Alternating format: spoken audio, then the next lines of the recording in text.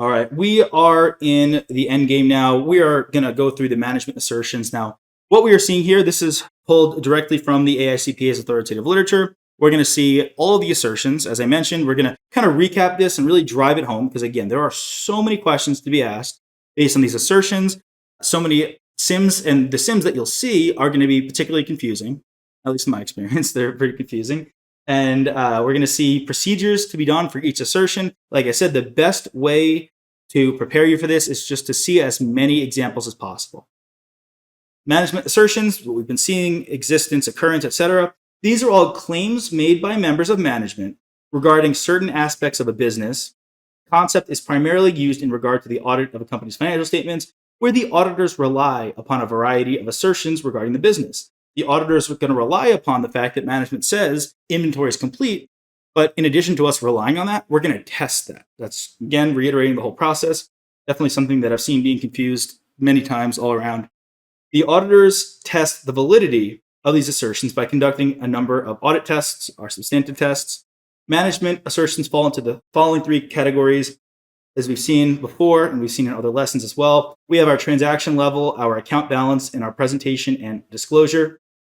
Now, there's a fair amount of duplication in the types of assertions across these three categories, as we'll see them broken out. However, each assertion type is intended for a different aspect of the financial statements. So, for example, with the first set related to the income statement, transaction level, the second set related to the balance sheet, which is account balance, and the third set to the accompanying disclosures, such as the notes to the financial statements and the supplementary information.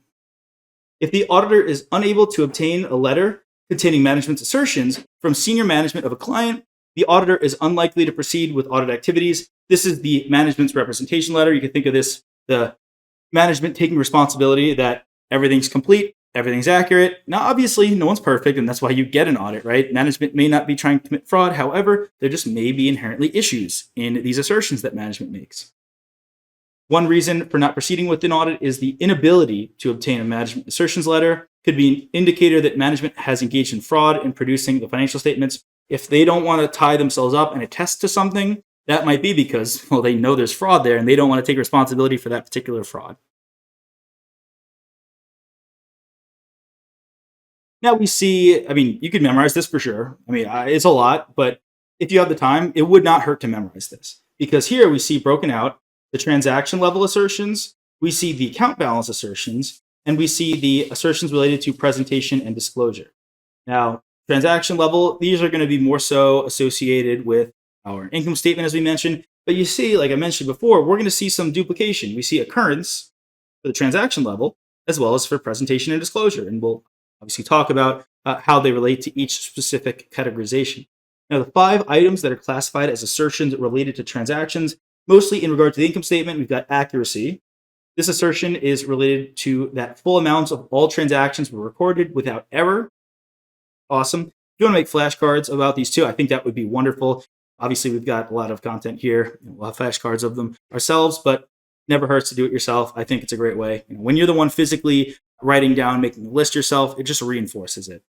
Classification, the assertion is that all transactions have been recorded with the correct amounts in the general ledger.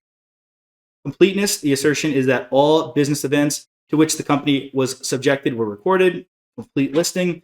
Cutoff, all transactions are in the correct period. And lastly here, occurrence, the assertion is that recorded business transactions actually took place. Account balance assertions, these are the 4 items classified as relating to the ending balances in accounts and so primarily relate to the balance sheet. Completeness, the assertion is that all reported asset, liability, and equity balances have been fully reported. Existence, the assertion is that all account balances exist for assets, liabilities, and equity. Rights and obligations, that the entity has the rights to the asset that it says it owns and is obligated under its reported liabilities.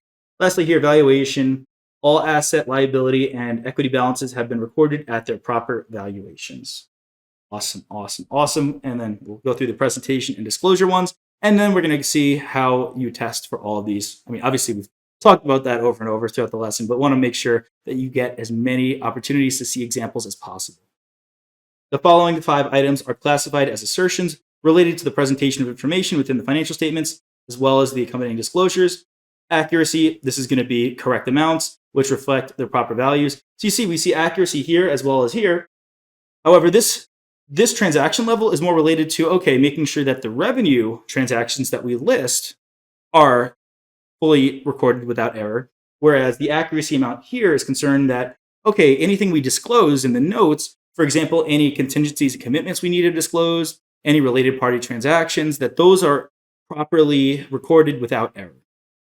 Completeness, all transactions that should have been disclosed have been disclosed. Whereas completeness here, all transactions that happened have been recorded. Not every transaction needs to be disclosed properly because, well, disclosure is just for strange items, for items that require additional clarification. Obviously, we've got lessons on that as well. Occurrence, the assertion is that disclosed transactions have indeed occurred. Rights and obligations, that anything disclosed actually relates to the reporting entity. And lastly, understandability. The assertion here is that information in the financial statements has been appropriately presented per GAAP. So that's a rule, right? GAAP says you need to list and disclose everything in a certain way, but then also clearly understandable. That's more subjective, and it's the auditor's job to look through and make sure that, okay, could a reasonable financial statement reader understand what's going on here? Hey there! Are you ready to not only pass your CPA exams, but truly understand and enjoy the material while studying? I know it seems impossible, right? Especially to enjoy the material? We'll do it together. Tap into the power of CPA.examprep.ai, where we've got personalized quizzes, multiple choice questions, memorization guides, flashcards, simulations, all tailored to your learning.